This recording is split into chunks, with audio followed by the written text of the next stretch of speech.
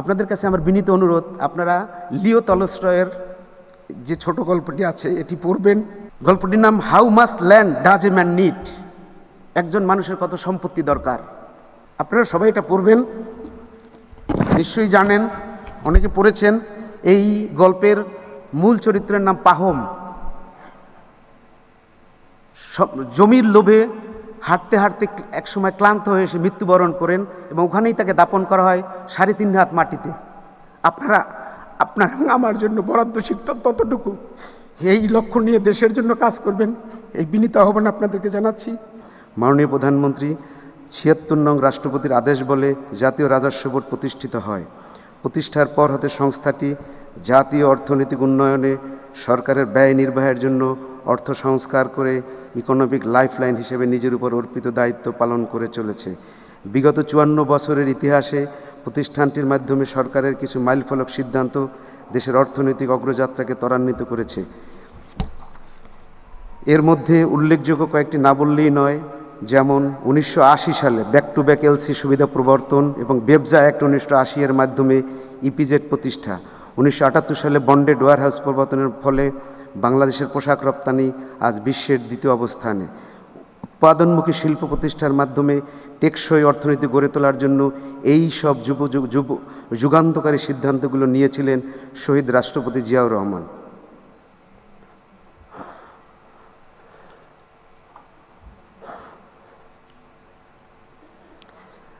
1991 সালে বিএনপি সরকার পুনরায় রাষ্ট্র ক্ষমতায় এসে ভ্যাট ব্যবস্থা সূচনার ফলে রাজস্ব ব্যবস্থায় বৈপ্লবিক পরিবর্তন সাধিত হয়। অতঃপর 1993 সালে এসআই-কোদা এবং ট্যাক্স পেয়ার্স আইডেন্টিফিকেশন নাম্বার, যাহা পরবর্তীতে 12 ডিজিটের ইটিনে রূপান্তরিত হয়, এগুলো প্রবর্তনের মাধ্যমে অটোমেশনের প্রাথমিক ধাপ শুরু হয়। 2003 সালে জাতীয় রাজস্ব বোর্ডের আর্থিক গোয়েন্দা সেন্ট্রাল ইন্টেলিজেন্স সেল এবং বৃহৎ করদাতাদের জন্য বিশেষায়িত ইউনিট এলটিও এর যাত্রা শুরু হয়। অর্থাৎ এনবিআর এর যে চেঞ্জগুলো, এনবিআর এর যে ডাইমেনশনগুলো, এগুলো যেই সালে হয়েছে, সালগুলো দেখলেই আপনারা বুঝতে পারবেন যে এর রূপকার কারা। জাতীয় রাজস্ব বোর্ড রাজস্ব সংক্রান্ত আইন, বিধি ও নীতি প্রণয়ন এবং রাজস্ব আহরণের পাশাপাশি দেশের রপ্তানি বাণিজ্যের প্রসার, স্থানীয় শিল্পের সুরক্ষা, ট্রেড নেগোসিয়েশনে অংশগ্রহণ ও বাণিজ্য চুক্তি বাস্তবায়ন, আন্তর্জাতিক বাণিজ্য সহজীকরণ এবং সীমান্ত সুরক্ষা ও চোরাচালান প্রতিরোধে নিরলসভাবে কাজ করে যাচ্ছে। আপনার সদয় অবগতির জন্য জানাচ্ছি যে রাজস্ব প্রশাসন থেকে রাজস্ব নীতি পৃথক করার উদ্যোগ গ্রহণ করা হয়েছে। এ লক্ষ্যে একটি উচ্চ পর্যায়ের জাতীয় কমিটি কাজ করছে। মাননীয় প্রধানমন্ত্রী সম্মানিত সুধী, সরকারের কোষাগারে রাজস্ব হিসেবে জমা হওয়া প্রতি 100 টাকার মধ্যে 86 টাকায় আহরিত হয় জাতীয় রাজস্ব বোর্ডের মাধ্যমে। শিক্ষা, স্বাস্থ্য, সামাজিক নিরাপত্তা, অবকাঠামো, প্রতিরক্ষা সহ রাষ্ট্রের প্রতিটি সেবা ও প্রতিটি উন্নয়ন প্রকল্পের ব্যয় নির্বাহের পেছনে রয়েছে এই আহরিত রাজস্ব। এ কারণেই রাজস্ব আহরণ আমাদের কাছে নিছক একটি প্রশাসনিক দায়িত্ব নয়। এটি আত্মনির্ভরশীল রাষ্ট্র বিনির্মাণে একটি পবিত্র ব্রত। স্বাধীনতার পর 1972-73 সালে জাতীয় রাজস্ব বোর্ড আহরণ করেছিল মাত্র 166 কোটি টাকা। সদ্য সমাপ্ত 2025-26 অর্থ বছরে, যে অর্থ বছরের 4 মাস বর্তমান সরকারের নেতৃত্বে পরিচালিত হয়েছে, এই অর্থ বছরে আমরা রাজস্ব আহরণ করেছি 4,15,476 কোটি টাকা। শেষ কোয়ার্টারে মাননীয় অর্থমন্ত্রী, লাস্ট কোয়ার্টারে মাননীয় প্রধানমন্ত্রী, মাননীয় অর্থমন্ত্রী এবং মাননীয় অর্থ উপদেষ্টা মহোদয় আমাদেরকে 3টি টাস্কফোর্স করে দিয়েছে ক্ষমতায় আসার পরপরই। সেই 3টি টাস্কফোর্স 3টা বিভাগের জন্য, আয়কর, কাস্টমস এবং ভ্যাটের জন্য নিরলস পরিশ্রম করে তারা লাস্ট কোয়ার্টারে এ যাবৎকালে এনবিআর সৃষ্টির পর থেকে সর্বোচ্চ কর আদায় করেছে।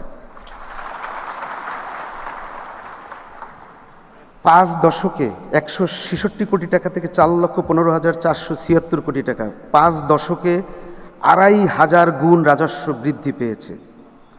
এই সময় রাজস্ব এটাই বড় কথা নয়, এই সময় রাজস্ব আদায়ে কাঠামোগত রূপান্তর সংঘটিত হয়েছে।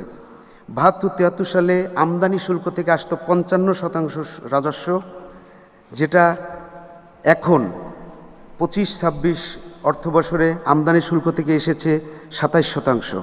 অর্থাৎ এটা আমাদের ইন্ডিকেট করে উৎপাদনমুখী শহীদ রাষ্ট্রপতি জিয়াউর রহমানের উৎপাদনমুখী শিল্পের যে অগ্রযাত্রা সেদিকেই আমরা আছি, সেদিকে আমরা চলছি।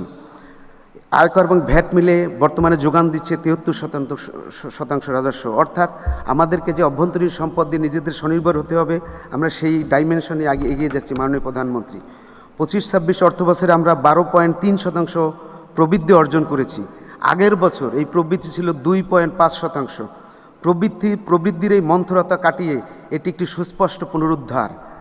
চলতি 26-27 অর্থবছরে সরকারের মোট রাজস্বের বাজেটের আকার হলো মোট বাজেটের আকার 9,38,000 কোটি টাকা। মোট রাজস্ব লক্ষ্যমাত্রা টিআর অ্যান্ড এনটিআর মিলে 6,95,000 টাকা, যার 87% অর্থাৎ 6,04,000 কোটি টাকা জাতীয় রাজস্ব বোর্ডের মাধ্যমে আহরিত হবে ইনশাআল্লাহ। এই লক্ষ্য অর্জনে প্রয়োজন প্রায় 45% প্রবৃদ্ধি। মাননীয় প্রধানমন্ত্রী, এই লক্ষ্যমাত্রা অর্জন একটি চ্যালেঞ্জ। দেশের প্রয়োজনে আমরা এই চ্যালেঞ্জ গ্রহণ করেছি।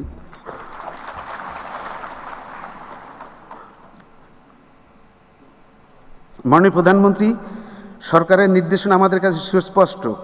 করের বোঝা না বাড়িয়ে বাস্তবসম্মত ও কার্যকর উদ্যোগের মাধ্যমে রাজস্ব সক্ষমতা বৃদ্ধি করতে হবে। এই নির্দেশনা মেনে আমরা 3টি ধাপে এগোচ্ছি। বর্তমানে 6.8% কর জিডিপির অনুপাতকে মধ্যমেয়াদে 10%, 2035 সালে 15% উন্নীত করা। এই লক্ষ্য অর্জনের কৌশলগত রূপরেখা হলো 3R strategy: recovery, restoration and reconstruction. মাননীয় প্রধানমন্ত্রী, এবার আমরা 6,04,000 কোটি টাকা 3টি খাত থেকে কীভাবে আদায় করব তার কিছু রূপরেখা এবং পরিকল্পনা আপনার সামনে উপস্থাপন করছি। আয়কর খাতে রাজস্ব আহরণের লক্ষ্যমাত্রা দেওয়া হয়েছে 2,23,480 কোটি টাকা। এই লক্ষ্যমাত্রা অর্জনের মূল চালিকা শক্তি হবে উৎসে আয়কর কর্তন। উৎসে কর কর্তনের নতুন খাতসহ মাঠ পর্যায়ে কঠোর মনিটরিং, নীতির সঠিক ও সময়বদ্ধ বাস্তবায়ন, পণ্য রপ্তানি, খুচরা বিক্রেতার নিকট পণ্য বিক্রয়, জুয়েলারি ব্যবসা, সম্পত্তি হস্তান্তর, ডিভিডেন্ড আয়। বর্তমান বাজেটের ফলে এসব খাতে আহরণ বৃদ্ধি পাবে। অগ্রিম ও বকেয়া কর আহরণের ক্ষেত্রে প্রতিটি কর অঞ্চলে মাসভিত্তিক লক্ষ্যমাত্রা নির্ধারণপূর্বক নিয়মিত মনিটরিং করা হবে। কর ফাঁকি শনাক্ত করে ট্র্যাক অ্যান্ড ট্রেস স্ট্র্যাটেজি অবলম্বন করা হবে। অনিবাসী করদাতাদের কর ফাঁকি পরিপালন ও তদারকি করা হবে। এডিআর নিষ্পত্তি দ্রুত করা হবে। উচ্চ আদালতে বিচারাধীন অধিক রাজস্ব সংশ্লিষ্ট মামলা নিষ্পত্তি দ্রুতলয়ে করতে হবে। এ বিষয়ে মাননীয় অর্থমন্ত্রী মহোদয় এবং আপনি অবগত আছেন, আমরা এই বিষয়ে কাজ করে যাচ্ছি। অডিট মামলা নিষ্পত্তি ও রিটার্ন প্রসেস সিএইসি ও আয়কর গোয়েন্দার মাধ্যমে এবং প্রত্যেকটা জনের ইন্টেলিজেন্স সেলের মাধ্যমে ফাঁকিকৃত কর ও পরিহারকৃত কর উদ্ঘাটন করব এবং এই উদ্ঘাটন করার মাধ্যমে আমরা অন্যান্য সমস্ত কার্যক্রম মিলে 2,23,480 কোটি টাকা আদায়ের দিকে এগিয়ে যাব। ভ্যাট খাতে রাজস্ব আহরণের লক্ষ্যমাত্রা প্রদান করা হয়েছে 2,23,480 কোটি টাকা। ভ্যাটে আমরা কাজ করছি প্রধানত কয়েকটি ক্ষেত্রে। ভ্যাট নেট সম্প্রসারণ, বর্তমান বাজেটে 6টি ক্ষেত্রকে চিহ্নিত করে ভ্যাট নেট সম্প্রসারণের উদ্যোগ নেওয়া হয়েছে। আমরা আশা করি বিপুল পরিমাণে করদাতারা ভ্যাট নেটের ভিতরে চলে আসবেন। নিয়মিত দাখিলপত্র প্রদানের হার বৃদ্ধি করতে হবে। নতুন করদাতা শনাক্ত করব। ঝুঁকিপূর্ণ প্রতিষ্ঠানের ভ্যাট আদায়ে মাঠ পর্যায়ে নিবিড় পরিবীক্ষণ করব। সিগারেট সহ তামাকজাত পণ্যে ট্র্যাক অ্যান্ড ট্রেস পদ্ধতি প্রবর্তন ও উচ্চ আদালত এবং এপিলেট ট্রাইব্যুনালে পেন্ডিং মামলাসমূহ দ্রুত নিষ্পত্তি করব। প্রচারণার মাধ্যমে গণসচেতনতা পরিপালন বৃদ্ধি করব। কাস্টমস খাতে রাজস্ব আহরণের লক্ষ্যমাত্রা 1,57,040 কোটি টাকা। কাস্টমসে অগ্রাধিকার পাচ্ছে যথাযথ শুল্কায়ন ও পণ্য চালানের দ্রুত খালাসকরণ। যথাযথ শুল্কায়ন ও পণ্য খালাসের দ্রুত খালাসকরণ, পণ্য চালানের দ্রুত খালাসকরণ। বকেয়া আদায় ও মামলা নিষ্পত্তি। বন্ডের অপব্যবহার রোধ। তামাকজাত পণ্য এবং স্বর্ণসহ সব ধরনের চোরাচালানের ক্ষেত্রে গোয়েন্দা ও প্রিভেন্টিভ কার্যক্রম জোরদারকরণ। ডেফার্ড পেমেন্টের অর্থ আদায়, পোস্ট ক্লিয়ারেন্স অডিট এবং নিলাম কার্যক্রমের গতিশীলতা বৃদ্ধি। আমরা ইতিমধ্যে নিলাম কার্যক্রম জোরদার চালু করেছি।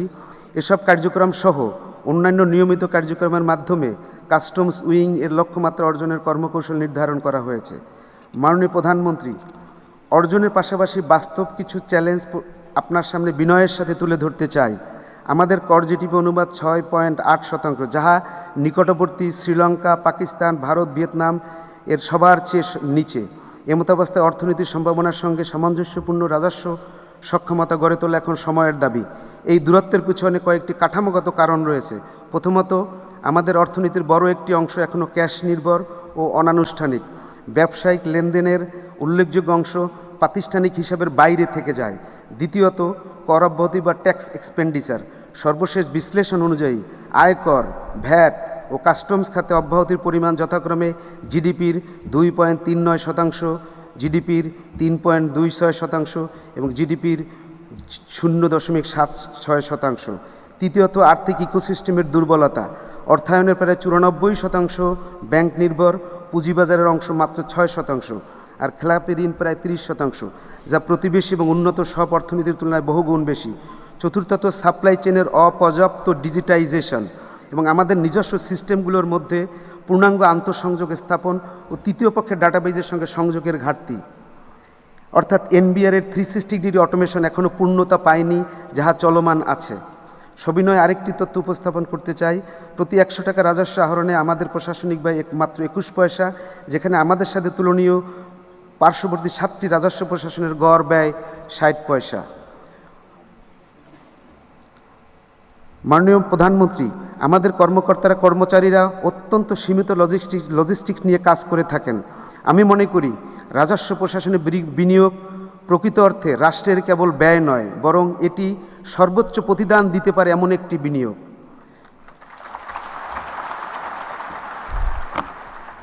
সম্মানিত সুধী, আন্তর্জাতিক উত্তম চর্চা ও দেশীয় বাস্তবতা বিবেচনায় নিয়ে জাতীয় রাজস্ব বোর্ড সাম্প্রতিককালে আইন ও বিধির ব্যাপক সংস্কার করেছে। এছাড়াও 2025-26 অর্থবছরের বাজেটে বিনিয়োগ ও ব্যবসা বান্ধব পরিবেশ সৃষ্টির লক্ষ্যে আইন ও বিধিতে ব্যাপকভাবে ডিরেগুলেশন করা হয়েছে। রাজস্ব ব্যবস্থার ডিজিটাল অভিযাত্রায় কাস্টমসের এসআইকিউ the world, national single window, customs bond management system, e auction, e TIN, e return, ETDS, e audit এবং ভ্যাটের ক্ষেত্রে e registration, e return, e appeal, e refund ইত্যাদি ব্যবস্থার প্রবর্তন করা হয়েছে। অনলাইনে করদাতার আয়কর রিটার্ন দাখিলের ক্ষেত্রে রেকর্ড পরিমাণ 46.5 লক্ষ আয়কর রিটার্ন দাখিল হয়েছে, যাহা মোট দাখিলকৃত রিটার্নের 94%।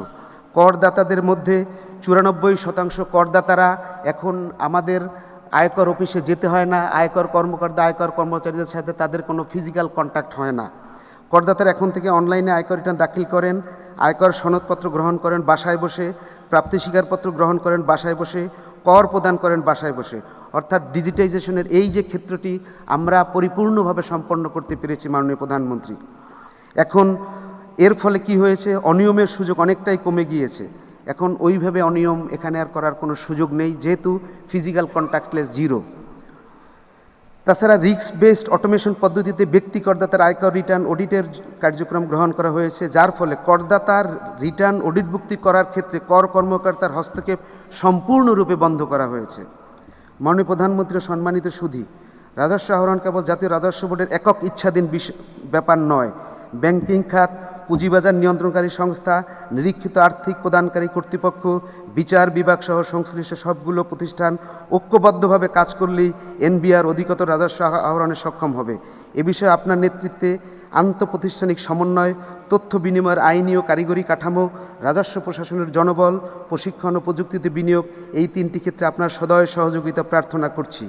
এই সম্মেলন থেকে আমরা এনবিআরের ভ্যাট, কাস্টমস ট্যাক্সের কর্মকর্তা কর্মচারীরা বাংলাদেশের করদাতাদের কাছে প্রধানত 5টি অঙ্গীকার করছি।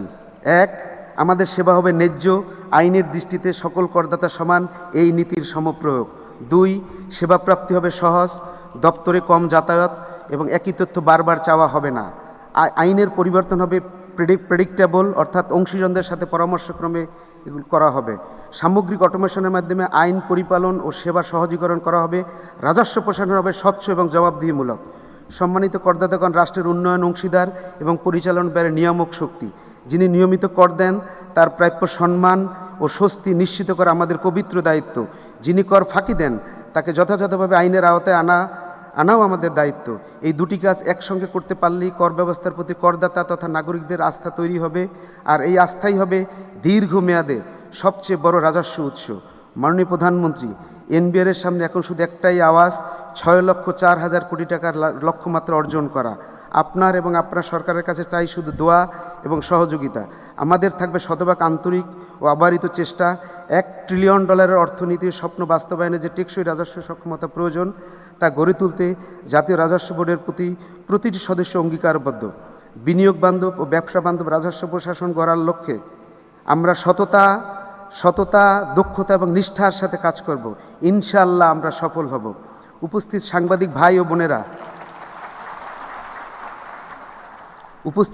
ভাই ও বোনেরা, আপনাদের উপস্থিতি সবসময় আমাদের অনুপ্রাণিত করে। করদাতাদের নিকট জাতীয় রাজস্ব বোর্ড কর্তৃক গৃহীত বিভিন্ন উদ্যোগের বস্তুনিষ্ঠ সংবাদ পরিবেশন নতুন গণতান্ত্রিক বাংলাদেশে অভ্যন্তরীণ রাজস্ব আহরণের গতি বৃদ্ধি করবে বলে প্রত্যাশা করি। পরিশেষে আমি আমার কলিগ যারা এখানে আছেন তাদের কাছে মাননীয় প্রধানমন্ত্রীর সম্মতি নিয়ে একটি গল্প বলছি। আপনাদের কাছে আমার বিনীত অনুরোধ, আপনারা লিও টলস্টয়ের যে ছোট গল্পটি আছে এটি পড়বেন। গল্পটির নাম how much land does a man need. একজন মানুষের কত সম্পত্তি দরকার।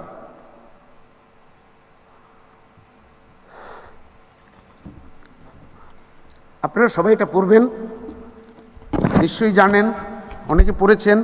এই গল্পের মূল চরিত্রের নাম পাহম। জমির লোভে হাঁটতে হাঁটতে একসময় ক্লান্ত হয়ে এসে মৃত্যুবরণ করেন এবং ওখানেই তাকে দাপন করা হয় 3.5 হাত মাটিতে। আপনারা আমার জন্য বরাদ্দ শিখতেন ততটুকু এই লক্ষ্য নিয়ে দেশের জন্য কাজ করবেন, এই বিনীত আহ্বান আপনাদেরকে জানাচ্ছি। দুঃখ প্রকাশ করছি আমি নিজে একটু আবেগপ্রবণ হওয়ার জন্য।